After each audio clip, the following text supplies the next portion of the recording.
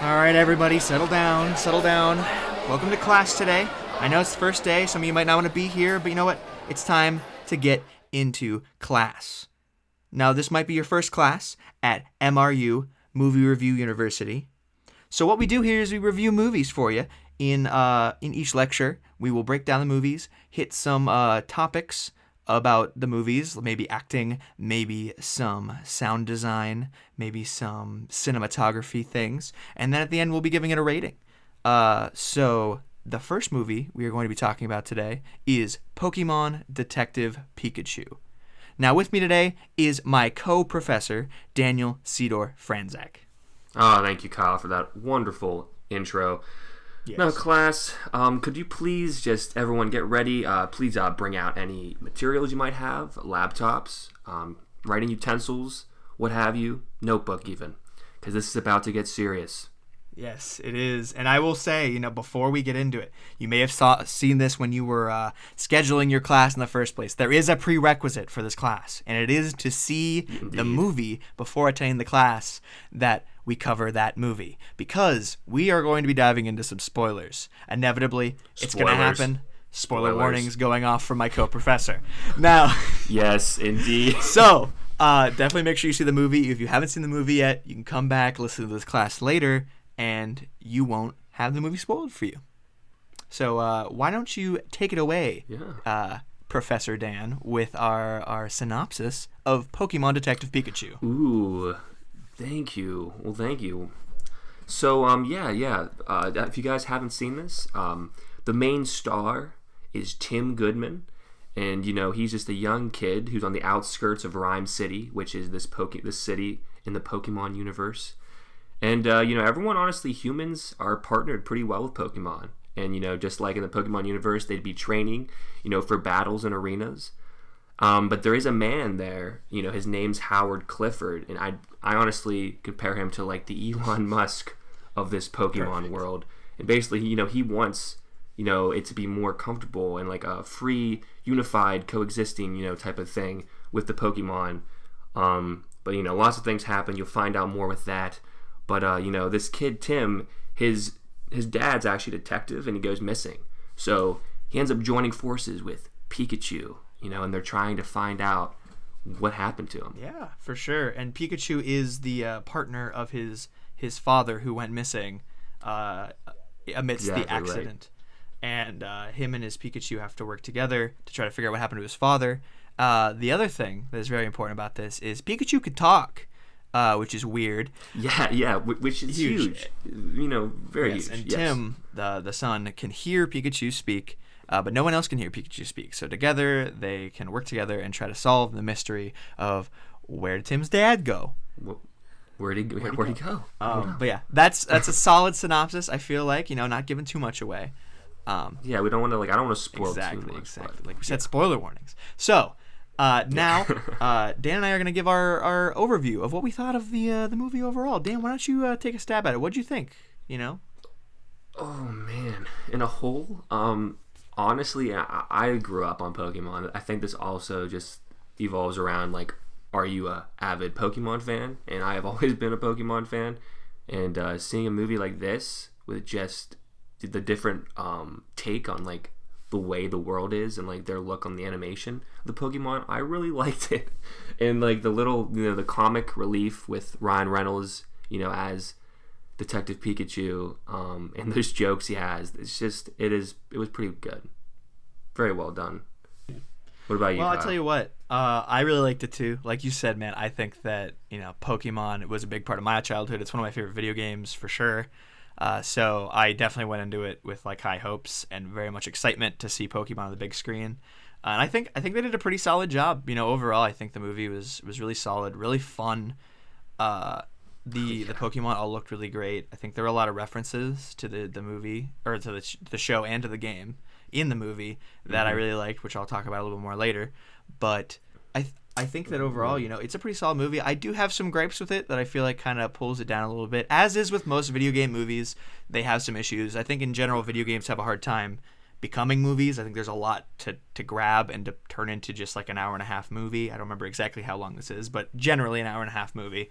So I think there are some issues that I have with it. But we'll dive into that a little bit. But I think it has come time for us to break down specific points about the movie. I have one that I'd like to just jump right into first. And it's a pretty simple one, pretty obvious. I want to talk about some of the acting performances in this movie, Dan, because I think there are highs and there are some lows I didn't like as much. There are some lows. I think that I can agree with that. I will agree with that. The first most obvious person to talk about when acting is Tim Goodman, the son of the detective that goes missing, played by Justice Smith. Right. I have not seen him in anything before this, so I was a little interested to see, what did he have to bring to the table. Really? Yeah, I had never seen him in anything before, so I was curious. I think overall he was pretty solid. I think he had a lot of, specifically when he was like working with Pikachu, a lot of the back and forth between Pikachu and him, who Pikachu was played by Ryan Reynolds, which I'm gonna get to Ryan Reynolds. Come on. We'll get down to that later. Overall, I think Justice Smith was a pretty solid pick for the role.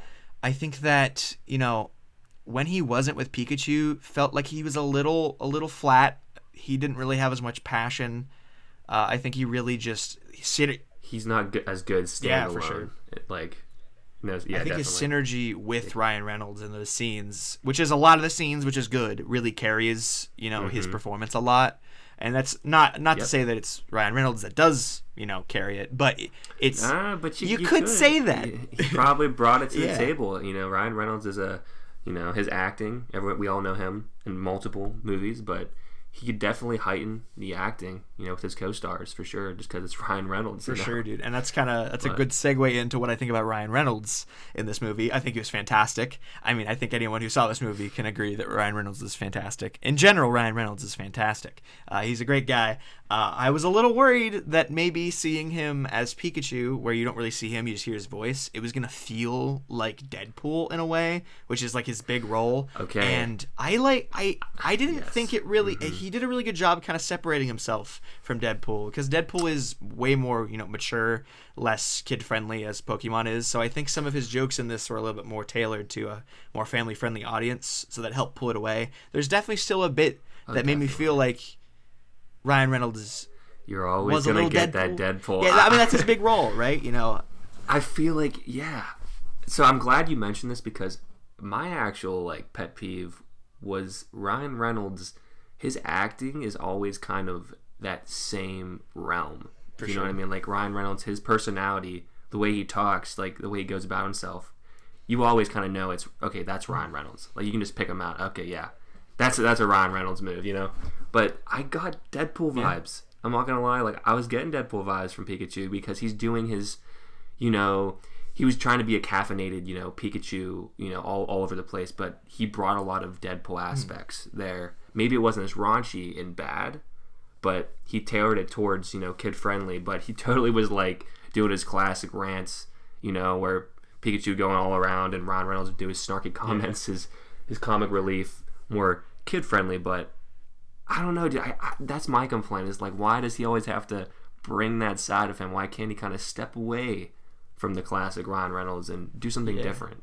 I'd be very curious to see him play a more serious role in the future. I've never seen him in a serious role. I'm sure he's done them, but I've never actually seen a movie with him in a more serious role. I know he's done romantic stuff too.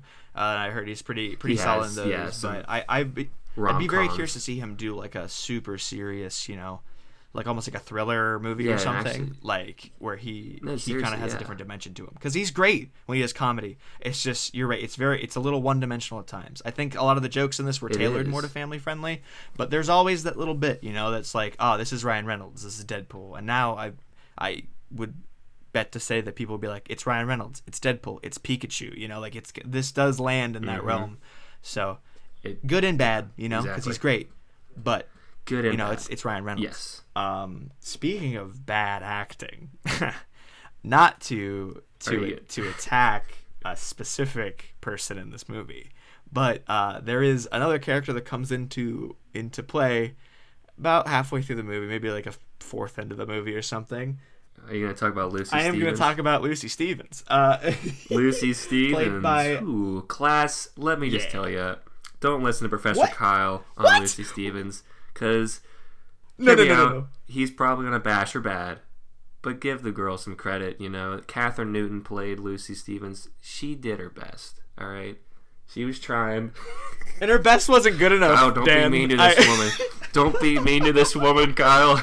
I tell you what, Dan, I didn't like her performance. And it wasn't that like obviously it was kind of fun and lighthearted overall. The whole movie was, but I just think a lot of her acting was very.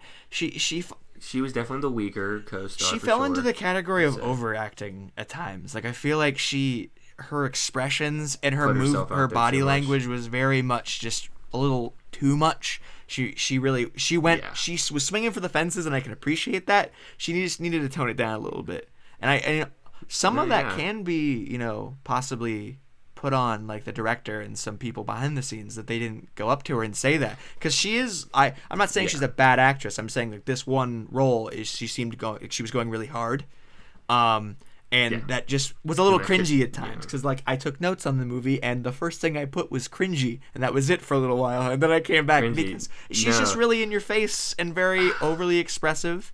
I thought it was ironic that kind of character was paired with a Psyduck. I think that was really funny, but that was just like a nice little touch. But I don't know. I think that I'd like to see her in something else because I do feel bad. She's been in other things, but I know what you're saying. Like, I honestly think what you meant, like she could have been trying way too hard just because like this was a big movie technically for her as a supporting actress, and she probably like was going over the top at points. Just really put herself out there on the screen, but we don't know. The directors could have been telling her things that they wanted her to do those things for sure. But I see what you're saying. I see what you're saying. I'm picking up what you're putting down, Professor Kyle. I got you. Now, do you have a topic that you'd like to discuss? I was gonna go towards the realm now. Like I think we got some acting, but I was gonna go towards the music. Music, okay. And the soundtrack. Henry Jackman did that, and I think. Just his background. I don't know if anyone who's listening knows about Henry Jackman, but he did some various, I wouldn't say Avenger things, but it was like some of the Captain America, Civil War, and Winter Soldier, as well as some of the X-Men in that new Extraction movie on Netflix. So he's well-rounded with some pretty big movies. And the music, honestly, for the scenes of like Detective Pikachu in a whole, I thought was very well done. It fit the theme throughout that Pokemon universe. Had that mystical fantasy esque feel to it, and I was a big fan of the score. I don't know how you felt. I was too. Honestly, I was. This does kind of play into something else I want to talk about too, which I'll get to. But I do think the music was really great throughout. Very kind of lighthearted, happy, also whimsical at times when it needed to be, which just fits Pokemon really well. Also, kind of fitting into like a really good film soundtrack with sweeping stuff, and it was really solid. There were also times where he kind of like sprinkled in some Pokemon themes, like little bits, like motifs from like Pokemon music into it at times, which I really liked. No, you got that. Yeah, the nostalgic moments. It definitely felt really good. And that actually leads me really well into the fact that I want to talk about world building a lot with this movie because this is a Pokemon movie on the big screen. And a lot of people, when it is something that we haven't really talked about, is that this is all realistic. Like there's like live people next to Pokemon in a realistic world setting. And whereas most Pokemon movies are just completely animated, this one they had to take these animated Pokemon and make them look like the dog that's sitting next to me right now. No, exactly, relatable. And I think they did a great job with world building. That's where I think this movie really thrives. Is the fact that there are just so many times, like the music, kind of like feeling very Pokemon-esque. There was just so many interactions where, like you saw at the one point, there's a sweeping view of Rhyme City, and a Braviary comes flying in and lands on a crane, and it looks like a bird landing on a crane. It was really freaking cool. Some of the sequences that really like made me be like, oh wow, this is Pokemon of the real world that I really loved were the Mr. Mime interrogation sequence. I think was awesome. Oh it's my super gosh, funny. The interrogation scene, so good. The humor, it was super solid. I loved it. And even like near the end, when like everyone's joining their Pokemon, that scary moment. Like. That is your best friend, that is like their dog, or the cat, their companion, and that love for their companion, that you really see it, and it's just great. really well For done. sure, man. The other two, the scenes that I really liked was the Torterra garden sequence where the Torterras are massive. Yes. Probably the best scene in the movie, honestly. Dude, I was freaking out when that happened. Like I was like, yo, why are they so big? I was like, oh no, like, oh dude, it was really cool. I liked it a lot big. because like they were like having like mutating on Pokemon, trying to mess with evolutions. So the Torterras were huge, and then like they were actually on the Torterras as they were standing up, and like they didn't realize it. It's like, and like Torterra are like well known in the Pokemon universe to be more docile Pokemon, and the fact that they didn't like start standing up right away and like they were kind of slowly like looking around, didn't really want to cause much harm, but like they were still like just like what's going on, like they were really chill, was also a really good way to like integrate Pokemon lore into a movie. And I thought that was awesome. Yes. Another huge reference that I loved was when Pikachu gets hurt right after the Torterra sequence and the Bulbasaurs come out and the Bulbasaurs take Pikachu out of nowhere, and we're just like, it was like, I don't know if I'm sure they meant it, but it was like a kind of a reference to the Bulbasaur Garden episode in the anime. And I was like, this is awesome. Like, they're definitely like... And they're like healing abilities, dude. Yeah. It was awesome, man. Yeah. I really liked that they were willing to integrate Pokemon, the universe of Pokemon, into this movie while still keeping it like a realistic detective mystery movie. It was really cool. And on top of that, all the Pokemon looked great. I thought the animation was fantastic in it. I was a little worried when I was just like, yeah, CGI did a good job. It was very quality. Like, it was not too much and not too little. Just the amount of right. Like, it was good. Yeah, you saw the fur move in a really realistic way on like Pikachu and stuff. You guys saw the amphibious nature of Bulbasaur. You saw like the fur or the rubberiness of like Mr. Mime, seriously. Which is like slightly disturbing, but that's T, what I would like, have expected because yes. Mr. Mime disturbs me anyways, Exactly. you know. So I think animation wise, A+, world building A+, soundtrack A+. Acting, it could go down to like a B-, maybe, I give it that. Yeah. And I think part of the acting too is that I think the story itself was slightly predictable and cheesy. Oh, dude, the cheesiness, there was plenty definitely of cheesy moments, like especially for the family, like to fit that family theme for kids, but also adults. At the same time, a little cheesy. I think that kind of took me out of it a little bit. But, there were so many other great moments in it that I think that it kind of covered for that a little bit. Out. Yeah, it balanced exactly. it. And it balanced it out. It was a great time. It was. So, all right, coming down, class, we have to, give our overall rating. Kyle out of 5, as we know. So, do you want to start off? What are we thinking? Yeah. I'll start it off. With everything being said, where I was saying, the world building, animation, soundtrack are all really great positives.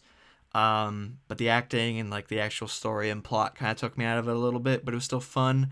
I think it was a solid movie overall, and I would give it a 3.5. I think that's where I'm gonna land. You're landing at a 3.5. That is because it's not a fantastic movie. No, it's a good time. It's funny that you well say crafted. 3.5. Is that what you have as well? Well, let me get to that. So, okay, I was, with the visual effects, like as we were mentioning, and the soundtrack, he's saying world building, but just in general, this awesome story. I think it really did grab you. It grabbed the audience. It definitely, as a kid, I'd be loving this. For all those kids out there, I was at a 3.5 as well, a class, surprisingly. Honestly, with acting though, like just with like my little pet peeves, like I mentioned my Ryan Reynolds thing, I was gonna be at a 4, like I was, but 3.5 just seems more suitable just for overall, for this movie. Like you said, it has its moments, and it's also a great flick, but it also has the things that are bringing it down. So 3.5 is where I'm at. Well, looks like we're in agreement. That's not gonna happen every time. That's not going to happen. No, I feel definitely not for the up-and-coming movie that's coming up, guys. I don't think there will be an agreement on this one. Because, next time, in our next class, we are going to be covering X-Men Origins Wolverine. So, that'll be a doozy. Whew. We're going to see how that'll be a doozy. Yeah, it's going to be rough. It'll be rough, class. Just make sure you watch it. So, spoilers, even though, won't matter for...